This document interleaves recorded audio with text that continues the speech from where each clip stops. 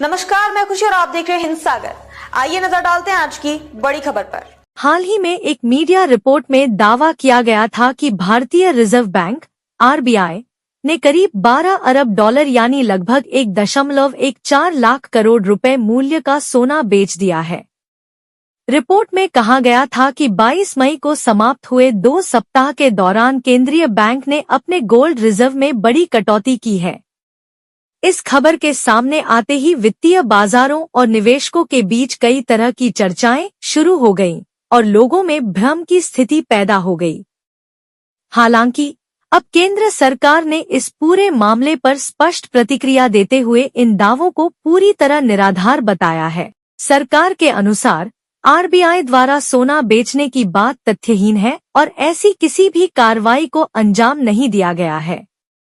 अधिकारियों ने कहा कि जनता को अफवाहों पर भरोसा करने के बजाय आधिकारिक स्रोतों से प्राप्त जानकारी पर ही विश्वास करना चाहिए। सरकार ने विदेशी मुद्रा भंडार में सोने की हिस्सेदारी से जुड़े ताज़ा आंकड़े भी साझा किए हैं।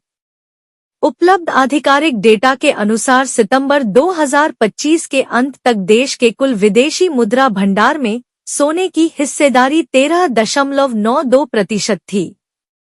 इसके बाद यह अनुपात लगातार बढ़ता रहा, जो भारत की मजबूत वित्तीय स्थिति और रणनीतिक रिजर्व प्रबंधन को दर्शाता है। 31 मार्च 2026 तक यह हिस्सेदारी बढ़कर 16.70% हो गई थी। वहीं 22 मई 2026 तक इसमें और वृद्धि दर्ज की गई और यह 16.85% के स्तर पर पहुंच गई। इन आंकड़ों से स्पष्ट संकेत मिलता है कि आरबीआई के स्वर्ण भंडार में कमी नहीं आई है, बल्कि उसकी हिस्सेदारी और मजबूत हुई है। आरबीआई नियमित रूप से अपने मासिक बुलेटिन और अन्य आधिकारिक रिपोर्टों के माध्यम से विदेशी मुद्रा भंडार तथा स्वर्ण भंडार से जुड़ी जानकारी सार्वजनिक करता है। इन दस्तावेजों में गोल्ड स्टॉक की स्थिति और उससे संबंधित सभी महत्वपूर्ण आंकड़े उपलब्ध होते हैं, जिन्हें कोई भी व्यक्ति देख सकता है। आर्थिक विशेषज्ञों का कहना है कि बिना पुष्टि वाली खबरें निवेशकों और बाजार की धारणा को प्रभावित कर सकती हैं।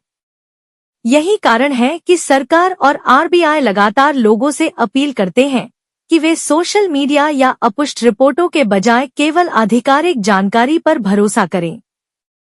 इससे न केवल भ्रम की स्थिति से बचा जा सकता है, बल्कि वित्तीय निर्णय भी सही तथ्यों के आधार पर लिए जा सकते हैं।